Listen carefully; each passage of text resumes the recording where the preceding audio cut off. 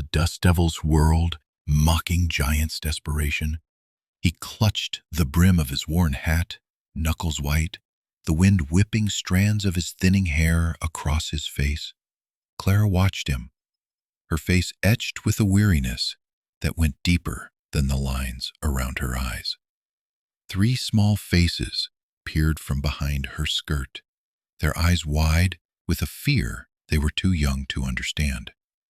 The auctioneer, a slick man in a too-tight suit, shifted impatiently. Giant's plea hung in the air, thick with the scent of sage and the coming storm.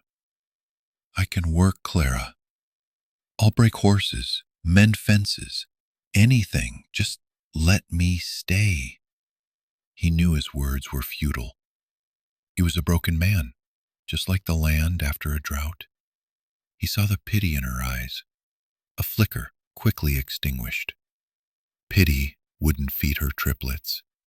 Pity wouldn't pay the vultures circling, eager to pick clean what little remained of her husband's failed dream. He lowered his gaze, shame burning hotter than the desert sun. He shouldn't have spoken. He should have just disappeared into the dust, another ghost swallowed by the unforgiving West. But the thought of leaving, of abandoning even this small hope, was a pain sharper than any he'd ever known. The auctioneer cleared his throat. "All right, folks, let's get this show on the road." The auctioneer's voice, amplified by the flat expanse, seemed to scrape across Clara's raw nerves. Giant stood frozen, a statue of defeat.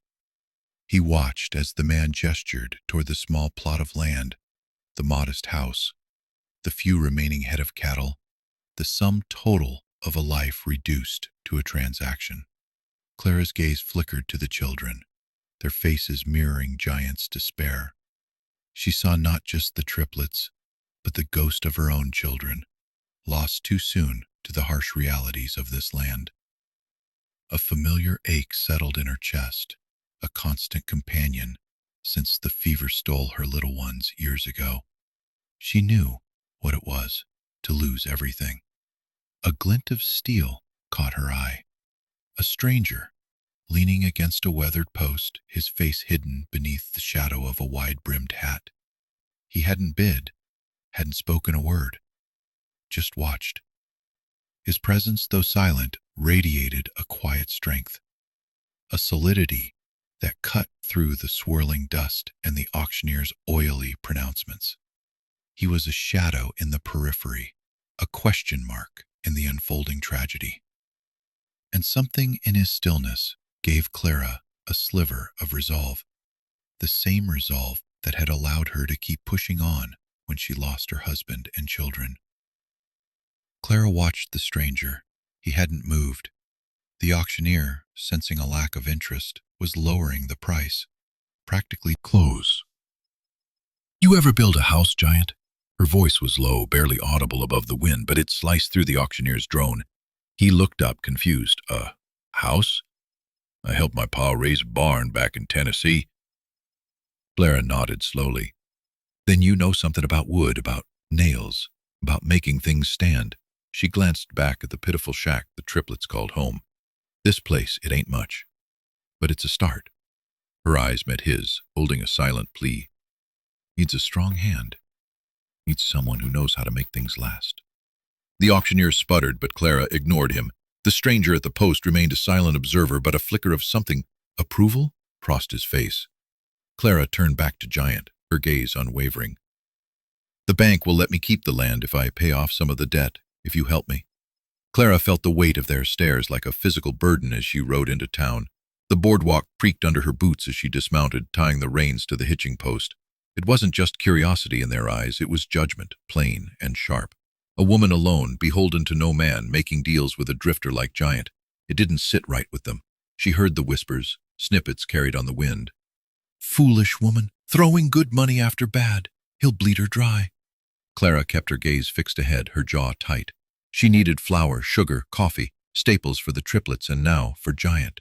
She stepped into the general store, the bell above the door announcing her arrival like a condemnation.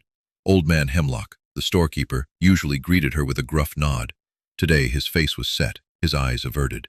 He filled her order without a word, his movements stiff and deliberate.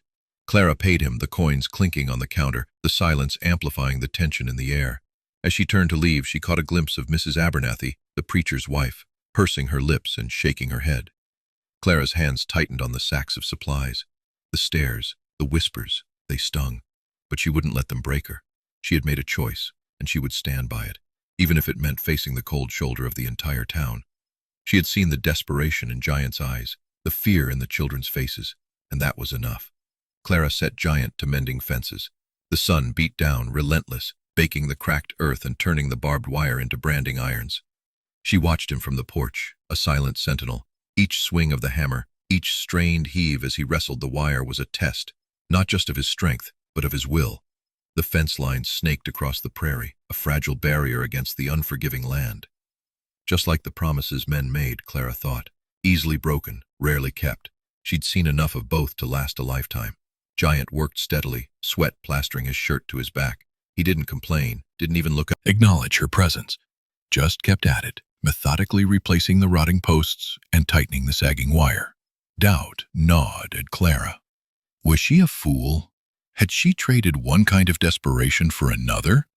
Maybe the town was right. Maybe she was throwing good money after bad.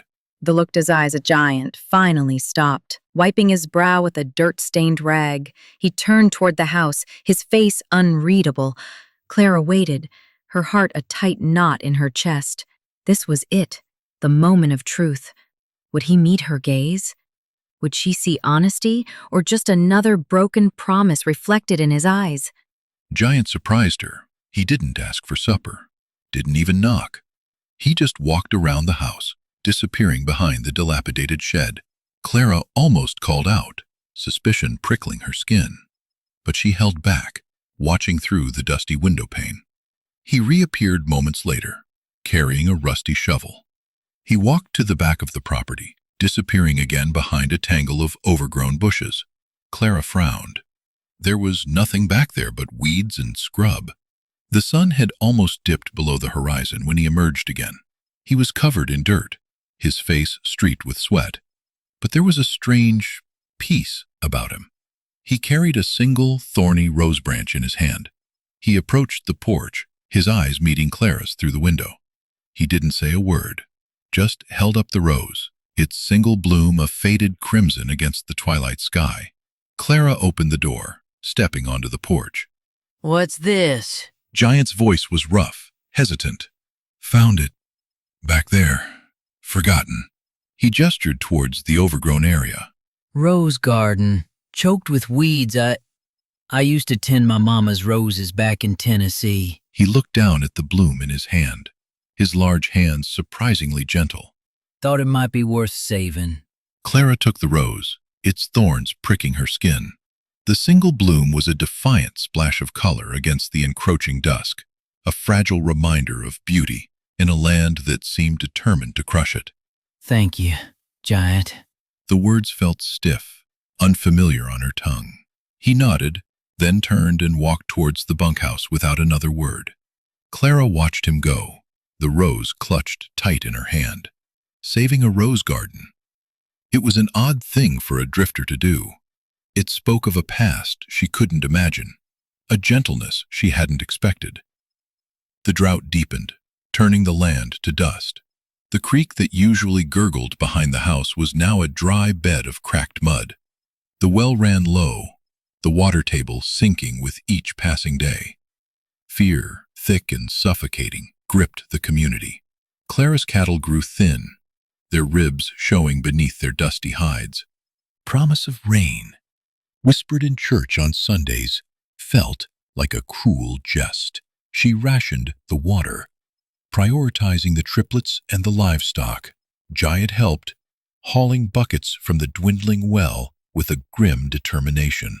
But Clara could see the desperation in his eyes, the same desperation she felt gnawing at her own resolve. The land was unforgiving, and the West, she knew, had ways of testing even the strongest spirits. Clara watched Giant's face, etched with the dust and worry that mirrored her own. The offer hung heavy in the air, as parched as the land around them. Leading the cattle to the rumored spring meant risking everything.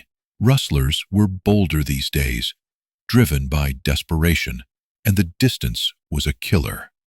A man could lose himself, and a herd could vanish like smoke in the wind. "It's a long shot, Clara," Giant said, his voice low, almost a whisper. "But they won't last here, not much longer." She knew he was right. Each morning, she found another animal weaker, closer to death. Her triplets, bless their hearts, were strong, but they needed milk, and the cows needed grazing. But decision had to be made. Clara stepped into the darkened stable, the air thick with the smell of hay and manure. She ran a hand down the flank of her best milker, a gentle, brown-eyed cow named Bess. Bess nuzzled her hand, a soft, comforting presence in the gloom. "Take them," Clara said finally, her voice barely audible. "Take them and find that spring. But come back, Giant. You hear me? Come back." He nodded, his eyes meeting hers in the dim light. He understood the unspoken bargain. He was taking more than just cattle. He was taking her hope, her future, and trusting him with both. The first gunshot cracked the dawn silence, echoing off the canyon walls. Clara recognized the distinct report of a Winchester. Trouble, Giant. She grabbed her rifle, a cold knot forming in her stomach. The triplets were still asleep, their small faces peaceful in the dim light of the cabin. She kissed each of them quickly, a silent prayer on her lips. Then she mounted her mare, Dust, and rode hard towards the sound of the gunfire. The canyon air was thick with dust and the acrid smell of gunpowder. She found Giant pinned down behind a cluster of boulders, his rifle spitting lead at a group of masked men on horseback. Cattle scattered in panicked confusion, their lowing cries lost in the din of the battle. Rustlers, greedy, desperate men, looking to profit from another's misfortune. Clara didn't hesitate. She spurred Dust forward, firing from the saddle. Her shots found their mark, two of the rustlers tumbling from their horses. The remaining men turned their attention. Sign of movement. Two rustlers lay still in the dust, their horses long gone. The others had vanished, belting back into the canyon's embrace. She found Giant slumped against a boulder, his face pale, his left arm bleeding. He looked up at her, a flicker of relief in his eyes. "Clara, you shouldn't have come." She knelt beside him, ignoring his protest. "Hold still," she said, her voice firm. She tore a strip of cloth from her petticoat and began to bind his wound. The bullet had grazed his arm, a nasty tear, but it hadn't hit bone. He winced as she tightened the bandage. "They wanted the herd, knew I was heading for the spring." Clara didn't reply, her focus solely on his injury. She worked quickly and efficiently, her hands steady despite the adrenaline still coursing through her veins. When she was finished, she looked at him, her gaze searching. "Can you ride?" He nodded, though his face was etched with pain. She helped him to his feet, then onto Dust's back. He gripped the saddle horn, his knuckles white. "We'll get you back to the cabin," she said. "Then we'll decide what to do about the cattle." Her touch on his arm was surprisingly gentle, a silent acknowledgement of the debt she now owed him, and perhaps the beginning of something more. The West was harsh, but even in the harshest landscapes a tender touch could blossom. The fire snapped, spitting embers into the inky sky. The scent of pine and wood smoke mingled with a metallic tang of blood still clinging to the air. Clara poured 2 cups of coffee, the silence stretching between them like the endless plains. She handed one to Giant. He took it, his good hand trembling slightly. "Thank you," he mumbled, avoiding her gaze. They sat for a long while, the only sound the crackling fire and the distant howl of a coyote. Clara finally broke the silence. "My children," she began, her voice catching. They were taken by fever, one right after the other. 3 little angels gone in a week. Giant looked up at her, his eyes filled with a sorrow that mirrored her own. He reached out, his hand hovering over hers, then withdrawing as if unsure. I lost my wife, he said, his voice rough. Smallpox, wiped out half our town. I ran, couldn't stand to stay. He stared into the flames, the firelight dancing in his eyes, revealing the deep lines etched by grief and regret. And running ever since. Clara nodded, understanding the unspoken pain. The West was full of ghosts, and everyone carried their share.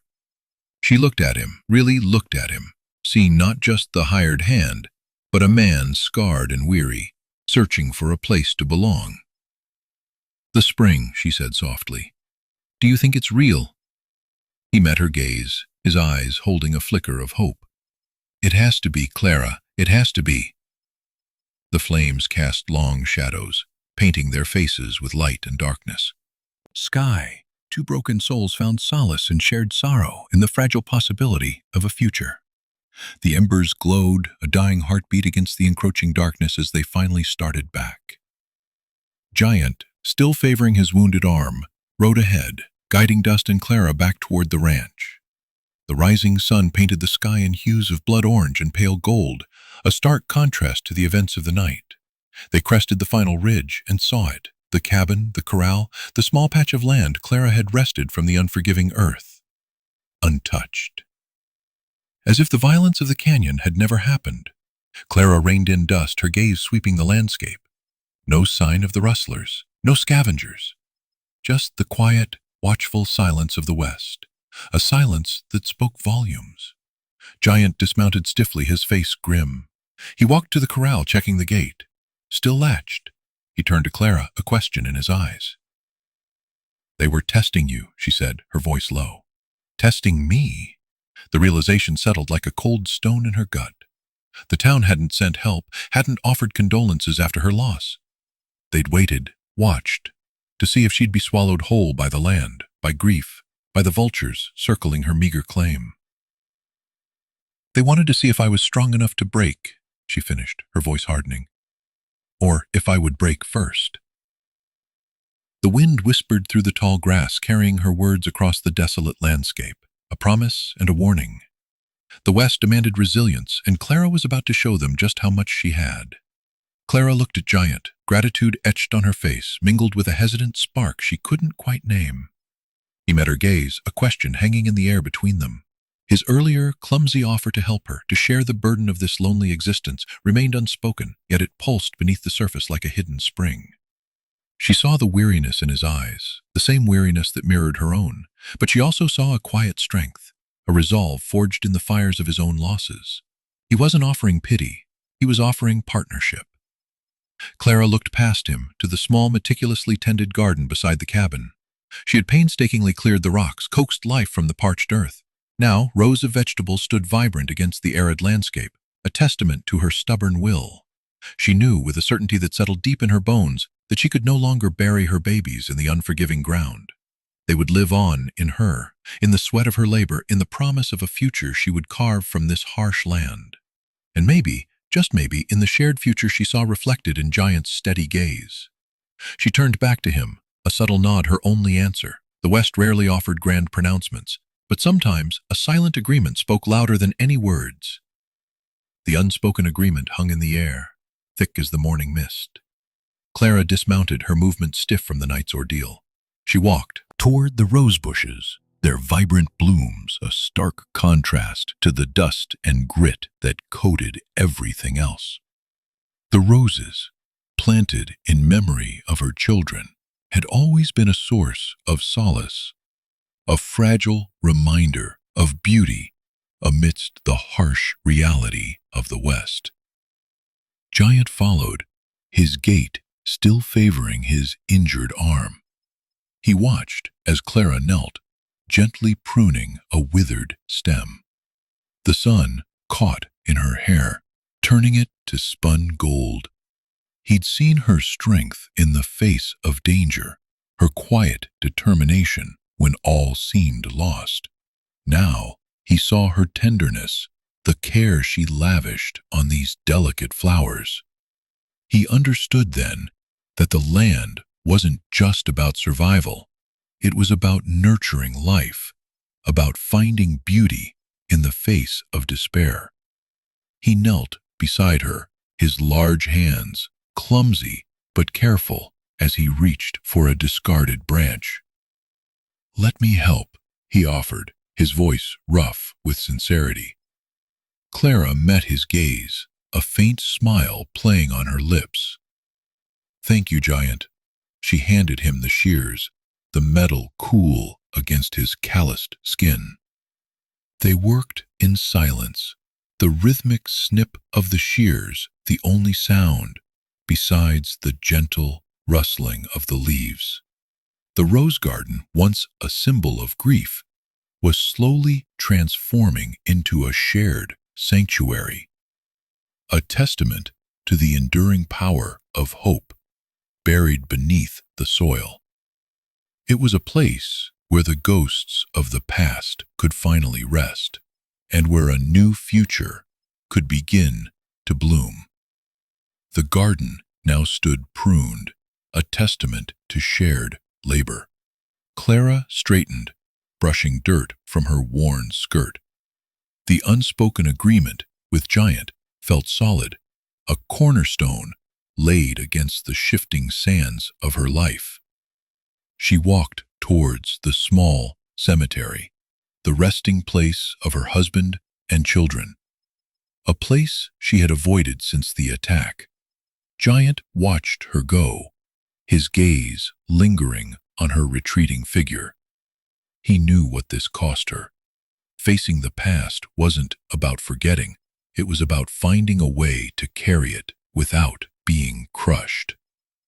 He stayed put, respecting the space she needed, the grief she had to confront.